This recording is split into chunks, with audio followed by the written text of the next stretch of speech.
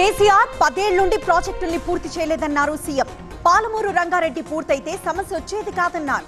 మోదీ కేసీఆర్ల పాలనపై చర్చకి సిద్ధమన్నారు. చర్చకి కిషన్ రెడ్డి కేసీఆర్ రావాలని సవాల్ చేశారు.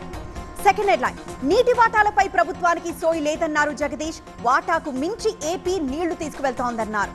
తెలంగాణకి బీజేపీ కాంగ్రెస్ అన్యాయం చేశాయన్నారు. ఉత్తమ్ చెత్త మాట్లాడుతున్నారని మాజీ మంత్రి విమర్శించారు. థర్డ్ హెడ్లైన్, రామ్మోహన్ నాయుడు శివరాజ్ సింగ్ ను కలిశారు. ఏపీలో మిర్చి రైతుల సమస్యలపై చర్చించారు. రైతుల్ని ఆదుకుంటామని సదస్సులు పెడతామని చెప్పారు. జగన్ కదిలే వరకు మిర్చి రైతుల్ని పట్టించుకోలేదన్నారు Botsa. Fourth headline, Perni Nani arrest తప్పదన్నారు మంత్రి కొల్లు. 4 నెలల నుంచి చెప్తున్నారని మాజీ మంత్రి కౌంటర్ ఇచ్చారు.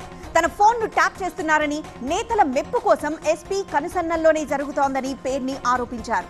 ఇక ఫిఫ్త్ హెడ్లైన్, పలు జిల్లాల్లో టమాటాను కొంటోంది ఏపీ సర్కార్. టమాటాకు గిట్టుబాటు ధర కల్పించే ప్రయత్నాలు చేస్తోంది. కిలో 8 రూపాయల చొప్పున ఇప్పటికే 1000 క్వింటాళ్లు కొనుగోలు చేసింది సర్కార్. కిలో 10 నుంచి 15 రూపాయలకి రైతు బజార్లలో అమ్ముతోంది. ఇక సిక్స్త్ హెడ్లైన్, ధర్మేంద్ర ప్రధాన్ స్టాలిన్ కు లేఖ రాశారు. తమిళనాడుకు రావాల్సిన నిధులు ఆగిపోయాయన్నారు. త్రిభాషా విధానాన్ని ఒప్పుకునే ప్రసక్తే లేదన్న ఉదయనిధి ఇవ్వాల్సిన నిధులను ఎందుకు ఆపారని కేంద్ర మంత్రిని ప్రశ్నించారు.